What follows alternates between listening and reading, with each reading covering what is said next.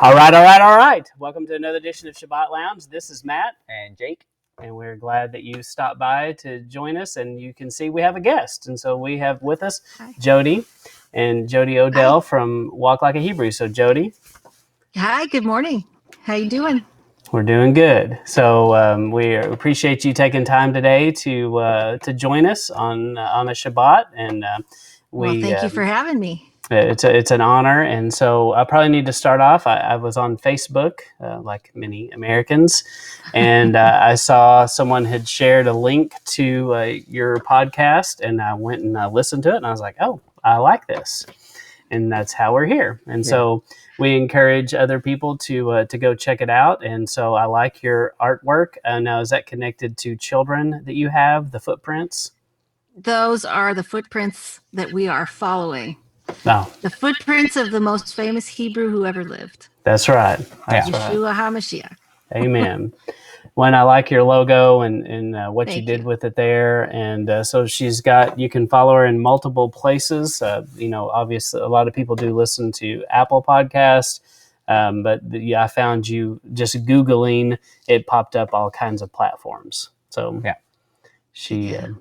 so you can find Walk Like a Hebrew on multiple platforms. You can Google it and find it. Do you have a website or anything? Sheholdsforth.com. She Holds Forth. So how did you come up with that name and what does that mean? Which name? She Holds Forth? She Holds Forth. Because before I became a Torah observant believer, I was a mainstream Christian and I thought I knew everything. And I spent a lot of time holding forth on different topics. Every time I had an audience, I had something to say. That's what that's about. That's good. And so tell us how you came about Walk Like a Hebrew, because have you ever heard of Greg Widener? I have. So yes. Greg did one not long ago, about a year ago, and it was, what was it called? It's called Walk Like an Egyptian or Limp Like a Hebrew or something like that. Oh. Yeah. I haven't heard that one. So that'd be a good one. Well, go ahead. Did you tell us? No, I just, when I decided that I wanted to start a podcast and I decided on my topic, and I was trying to think of an interesting, memorable title. And flipping through the radio stations one day while I was driving, and Walk Like an Egyptian came on, and I was like, I have this habit of singing along and changing the words to suit good song. I'm thinking about, and it just kind of flowed. Yeah. That's good. That's perfect. Yeah. I like it. I keep waiting for somebody to write me a theme song. I'm waiting for that as well. Jake and I both. So now my son is a member of, what is that thing called?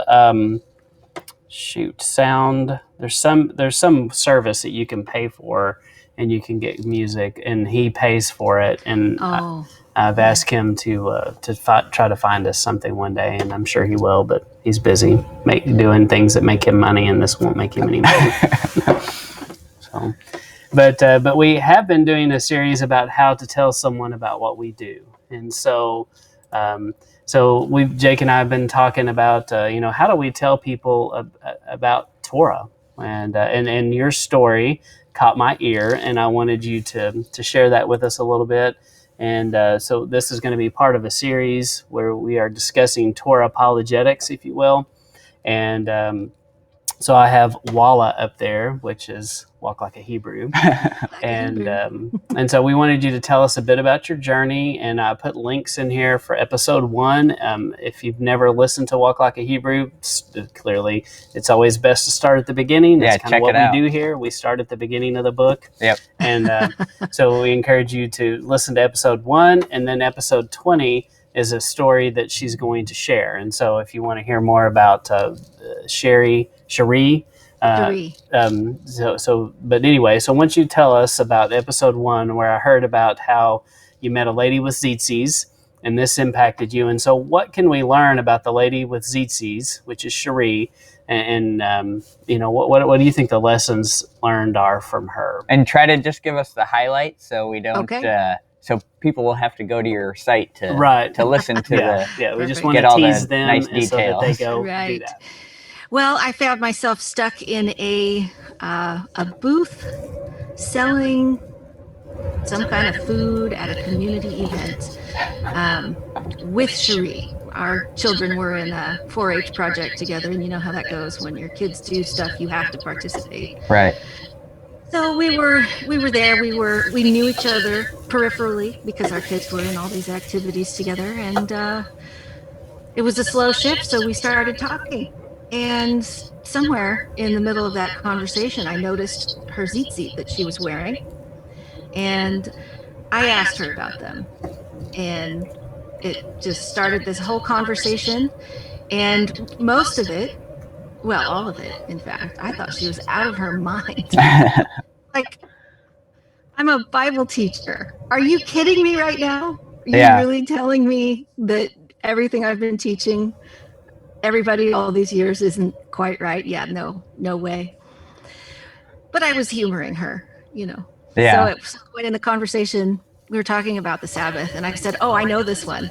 The Sabbath was definitely changed. It's the new covenant. The Sabbath was changed from Saturday to Sunday. Jesus changed it. And she just smiled very sweetly. She's beautiful, regal, amazing woman. And she said, "Are you sure?" Oh. And I said, "Of course I'm sure." And we carried on with our conversation. And I went home, and that "Are you sure?" That's a trigger for me. Oh, yeah. Of course I'm sure. I am going to go home and I'm going to prove it. And of course I couldn't. I could not prove that she was wrong.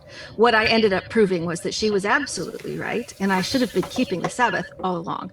And that was what launched us into our Sabbath keeping, feast keeping, Zitzi wearing Torah journey. She was so incredibly gracious. She did not try to shame me. She didn't try to bully me. She didn't Bible thump me. She asked me questions. Are you sure being one of them? But there were many other questions in there. And as part of our conversation, she was telling me all about these wonderful things that we get to do. She was so excited. We get to keep all these amazing feast days. It's a party for the Lord. We get to keep the Sabbath. Can you imagine that God actually commanded us a day off every single week? At that time in my life, I never took a day off. I worked all the time. We had foster kids, we had 4-H animals, we had, all the teenagers, and life was crazy. We never took a day off. Even Sundays was not a day off when we went to church because I'm the sound guy. Yeah. That's work. And it's hard work. And it starts early in the morning and it goes, most of the day. So when I started thinking about this command of we get to take a day off every week, oh, how great would that be? But yes, it was Cherie's, it was her gentle and kind way of speaking. She didn't talk down to me. She didn't make me feel stupid. She didn't question whether I was correct or not. She simply asked me, "Are you sure about these things that you're so sure about?" Yeah, and I think Yeshua does that a lot. He definitely asks a whole lot of questions, and it gets people thinking. I think that's sort of a I don't know how to explain it, like a rabbinic way of teaching. Especially, I mean, we see it all over the Bible, and you also see it in Jewish culture. That's how people teach. That's how they impart their wisdom to other people. Instead of telling them, they ask them questions so that people will go and find the knowledge for themselves. Because knowledge that you've discovered on your own tends to stick better than someone saying, "This is how it is." Right. Yeah. Right? Well, and I get the part of the path that we've gone on in this series of Torah Apologetics is I left education and I got into the business world, and here I am in sales, and so I struggled. I mourned teaching. I mourned, I enjoyed what I did. I was good at it, and the Father he said, no, it's time to go do something else. And that was hard. But I really mourned it. And I kept going, why am I here? Why am I working for the man? And I learned sales techniques. And one of the sales techniques that I learned was ask a question, shut up, and listen.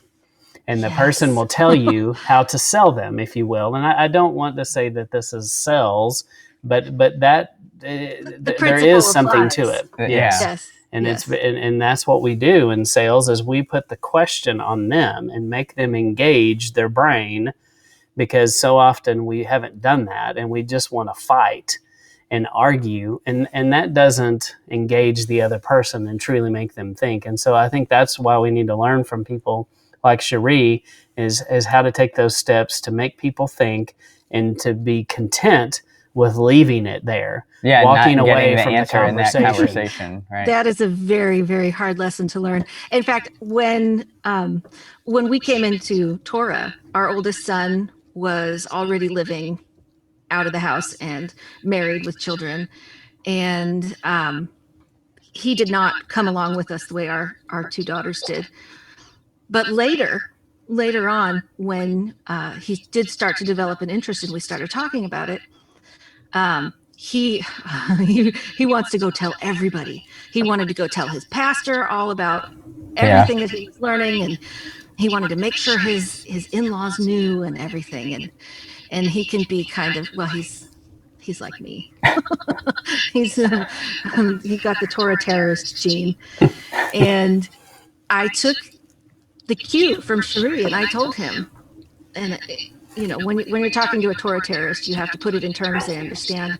I said, the knowledge you have is like a bomb. Drop the bomb and then walk away. Let the dust settle. After the dust has settled and somebody's had a time to think about it, then go back. And if they want to talk about it, they will. If they don't, they'll go find somebody else to talk about it with. But your job is only to drop the bomb. Mm-hmm. You're not in there trying to do anything else. Yeah, so. It's kind of like a savior complex a little bit. We want to save them. And we can go way too far and try so hard that we just push them away forever. Yeah. And unfortunately, many of us have done this with friends, and I think that's the point of what we're trying to get at is we're all guilty, and part of it is you're excited about this and you want to tell others, and then you do, and then you're like, it's crushing, and you don't even realize how poorly you just did, and this is such a precious topic and such an important thing. We want to do it justice, we want to do it right. And just like you said, it is a Hebrew. It's it's an ancient tradition. Socrates. Not that I think I'm a fan of him, but lots of people did this technique, and it's very effective. And so we should pay attention to it. Well, yeah, and there's a so there is a way of getting people to think and asking questions and making people. You're putting it on them to justify their own position to themselves. You're basically making them rationalize their own position, and if you do it right, if you do it right, you're making them go back to the source, the Bible. That's the point. Yes, and if you've done it right, they will find that it's not what they thought it was. Right. Yeah. Yes. I think we need to learn to, like, when we're new to this, we get this sword. We have this new sword, and it's so big, and we don't know how to wield it, and we just start flinging it around. We just need to learn to use that sword correctly. And for me, I always put it like you mentioned, like a word bomb that you put off, or a knowledge bomb that you set off with people. And for me, I always looked at it like as seeds, right? I'm scattering seeds, but I wasn't a farmer, or I didn't really grow a whole lot of stuff. So I was like, okay, you just dump your bag of seed out on everybody, It's like, oh no, you just plant wanted, have some spacing in your rows and stuff. Don't fire all your bullets. Don't fire all your bullets at once. Exactly. But I'm like, okay, I dumped my bag of seed out. See ya. Yeah. Well, something will grow. Surely it'll rain one day. Yeah. One of the things that I recommend to people who are new is to follow the model of Paul. When Paul had his Damascus Road, I want to say eye-opening event, even though it struck him blind, his eyes were opened. And he did not go straight away and start pounding people with this new truth. He went and studied for a very long time and learned everything to back up what he was getting ready to teach. And that's kind of what I recommend now. And honestly, the only person that I really did any damage to with my Torah Terrorist ways was within my own family, with my mother. And when I saw what was happening, and I was warned by some very astute people, including my friend Cherie, who said, don't do this to your mother, don't do it to anybody. And I took their advice and I studied. And I did not speak of anything until people started asking me. And what I've discovered is that when you start walking in Torah, you look so different. If you're eating differently, if you're keeping different festivals, if you are wearing Zitsi, if, all the different things that define being set apart, people will notice and they will ask. That's when you can start the conversation. I don't anymore. I don't necessarily start conversations with people who haven't asked. Yeah, that's good. And you bring up how important is the Zitsi. I mean, you just stated that's what drew you in, and she didn't say anything. didn't have to. It just is different. And Jake and his wife, they can testify to that. They've met people, and that's how even some people that are in our Torah fellowship now, that they saw because of the Zitsi. That's the conversation. Started like, oh, hey, I know this. You're one of me. You're one of me. Yes, that's a good way to find people. Yeah, it's a good way to find people. Yes. So I didn't mean to cut you off. What were you going to say? We've got less than 2 minutes, or 2 minutes-ish. So, I don't remember now. Sorry. It was real important, though. Oh, no. I remember. So, that's kind of what we did, was like when we first started seeing this stuff, we spent a whole year, and it's like all we did was study. This is all we looked at, and which is good, but I think it kind of has the other side of that is that's all I have to talk about now, because that's all I'm doing, So if I'm talking to someone, it's like I can't talk to you about the TV shows that are on. I can't talk to you about what happened at the sports games. It's like, what am I going to talk to you about? Are you calling that a drawback? Are you calling that a drawback? Well, no, it's it makes it difficult to talk about other things, and that it makes it difficult not to be in someone's face about it. Yes, you're right. Yeah. So I just think that's interesting. Yeah, it is interesting. Well, we probably need to wrap it up here. Jodi, is there anything else you want to say about Cherie, or what you can learn from her, what we can all learn from her? Yes. Number one, kindness and gentleness is definitely a better route than Torah terrorism. But know what you're talking about. If you're brand new and you can't remember exactly why Sabbath is on the seventh day and not the first day, I would suggest that you find out why before you start telling people about it. Don't make it up on the spot. Your roll. Yes. But above all things, treat people kindly. Don't look down on people because you were where they are now, not so very long ago yourself. Right. Yeah, that's great. Yeah, people forget that. We all forget that. So I forgot within about 5 minutes. Yeah. I figured it out again, though. Yeah, that's good. Yes. Well, great. So we want to encourage you to go check out Walk Like a Hebrew. How many episodes are you at now? I think I have 54 episodes. Well, numbered episodes. I'm at 28, and then I have like little bonus clips here and there. So I think I have 54 podcasts published total. Yeah. And, looking for more. Anybody wants to do an interview and tell your Torah story? How would they? What's the best way to contact you on that? Probably either on Facebook, on the Walk Like a Hebrew Facebook page, or Instagram. I have an Instagram Walk Like a Hebrew Instagram account. Okay.